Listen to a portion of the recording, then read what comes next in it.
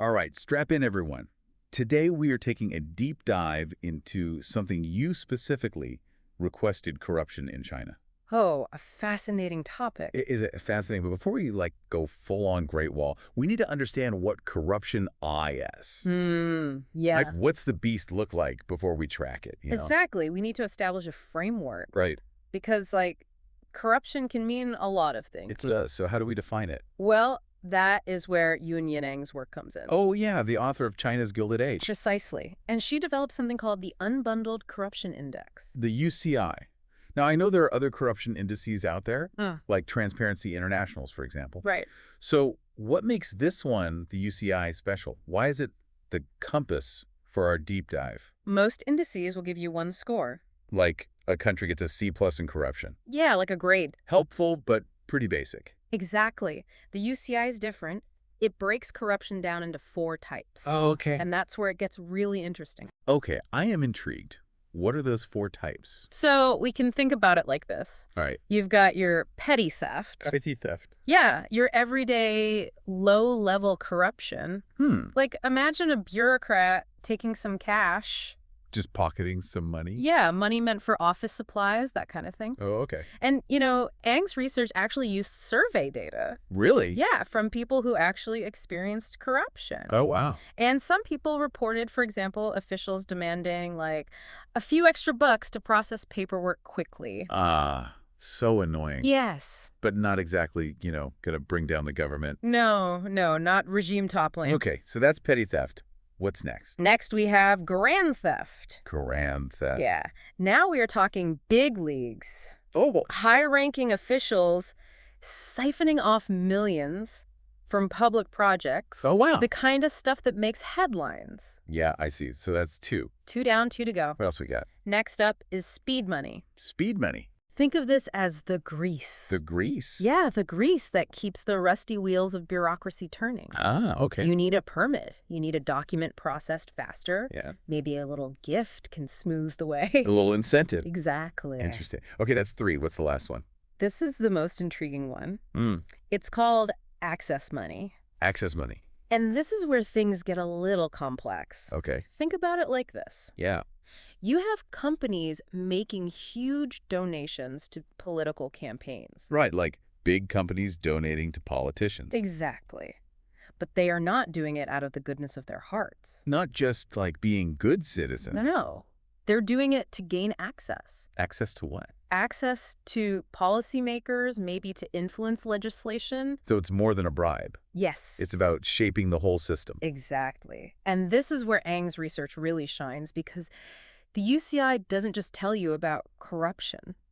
It helps you understand the kind of corruption. And that is key to understanding how a country actually functions. I see. So not all corruption is created equal. Yeah.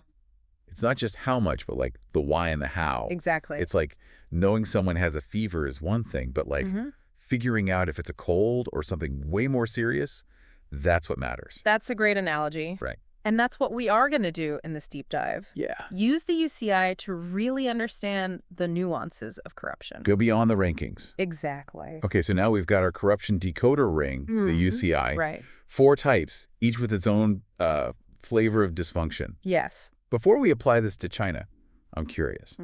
What does Ang say about how these types actually affect a country? That's the million-dollar question. I mean, we know corruption is bad. Yes. Are some types worse than others? That is where things get really interesting. Okay, so we have our 4 corruption flavors from the UCI: petty theft, grand theft, speed money, and access money. But yeah, the big question is, what do they actually do to a country? Yeah. Like, how bad are they? Well, Ang makes this really interesting comparison. She compares these types of corruption to drugs. Okay, a corruption drug comparison. I'm listening. So think about petty theft and grand theft, like the hardcore stuff. Okay. The poisons. Economic poisons, got it. Yeah. Petty theft, it's like siphoning off a little bit of gas from a car. Okay. Might run for a while, but eventually it's going nowhere. Right. Grand theft, Yeah. that's straight up engine failure. Oh, wow. Millions disappearing, projects stalling, just SDOPS. Makes sense. So those are the bad ones. Yeah. Obviously. What about speed money? Okay, so speed money. Where does that fit in? Think of it like a painkiller. A painkiller. Yeah. It masks the symptoms, Huh. makes things seem a little smoother, Right. but it doesn't actually cure the disease. The underlying problems are still there. Exactly. So, sure, maybe your permit gets processed faster because you paid a little extra, Right. but the system itself, it's still inefficient, riddled with red tape, and ultimately that hurts everybody. Interesting. So it's a temporary fix, but it makes you dependent on, well, more painkillers. Precisely. Okay, what about access money? That's the one I'm really curious about. Access money. If corruption is a drug, that feels like the one with the really slick marketing campaign. You're exactly right. Access money is like steroids. Steroids. Just think about it. Steroids, they pump you up, they give you fast results. Right. But the long-term consequences Not good. can be devastating. Same with access money. It might fuel a short-term economic boom, but at what cost? Right, because you've got companies buying favors. Right. Manipulating regulations. It creates this, like, uneven playing field. Exactly. So it IS growth, but It's warped. yeah. It's growth fueled by connections, backroom deals, not fair competition. And that leads to massive inequality. Oh, yeah. The people with access get richer. Everyone else gets left behind. And the system itself becomes incredibly unstable. So it's like building a house on a foundation of sand. Ooh, I like that. It might look good for a while, Right. but one storm and the whole thing collapses. Exactly. And that's what makes this concept so fascinating. Corruption, it's not just some abstract moral failing. It has real consequences. Yeah. Tangible consequences.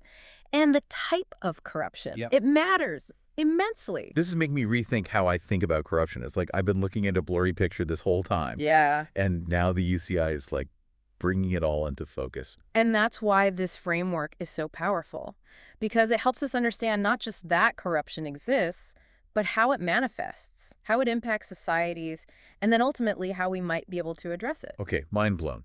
So we have our corruption types. We understand the impacts. Now I'm like DYing G to see how all of this applies to China. Well, then let's get to it. Let's put China under the UCI microscope and see what we find. Okay, so let's talk China. All right. We've got our framework, the UCI, and our potent drug analogies. Yeah. Where does China fit into all of this? Like, what kind of corruption cocktail are we even dealing with here? The million-dollar question. And it's not a simple answer. Okay. China's experience with corruption has been, well, dynamic, to say the least. Dynamic. I like that. It's evolved alongside, its economic transformation. Makes sense. And it's really intertwined with how their political system is structured. Okay, so buckle up. Yeah, things are about to get a little complicated. Hit me with it. Okay, so if we rewind the tape a bit back to the late 70s, 80s when China started to open up its economy, you saw a lot of what we might call chaotic corruption. Chaotic corruption. It was like a Wild West period. Okay. Yeah, a sudden influx of opportunities, and the system was just struggling to keep up.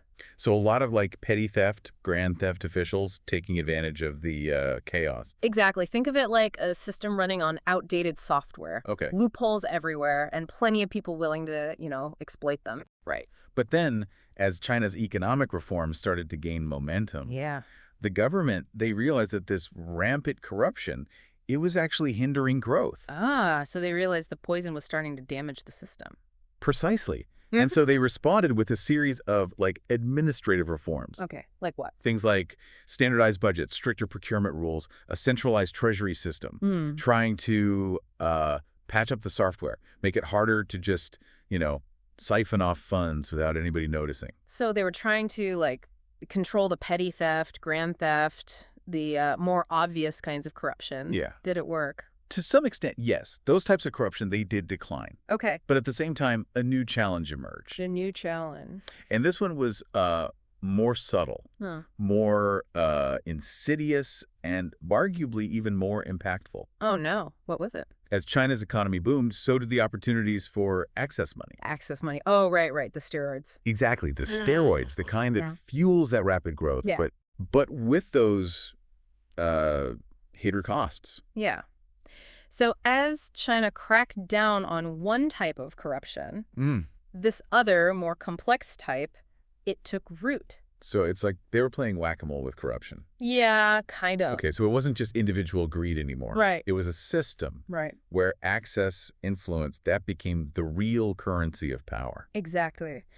And that's where things get really interesting. Yeah. Because the system of access money, it became deeply intertwined with China's economic success. Oh. It's a very complex and controversial topic. Yeah. It's something that we'll need to keep exploring. In our next deep dive. Exactly. I can't wait. We've gone from like this broad understanding of corruption to this really nuanced view of its different types. And now we're like applying all of that to China. This has been eye-opening. Yeah. I mean, it really makes you appreciate the complexity of this whole issue. And that's exactly the goal, Right. to understand the nuances, the complexities, the different shades of gray. Right, in this whole corruption ecosystem. Precisely, because only then can we start to ask the really tough questions. Yeah, like what? What are the long-term consequences of this system? Can you really have sustainable growth without those steroids? Right. Can you transition to a healthier model without, triggering massive instability? So many questions. Well, I think that's about all the time we have for today. Huge thanks to our expert for, guiding us through this complex topic. It's been a pleasure. And to you, dear listener, thank you for joining us. We'll be back soon to continue our exploration of corruption in China. Until then, keep those brains buzzing.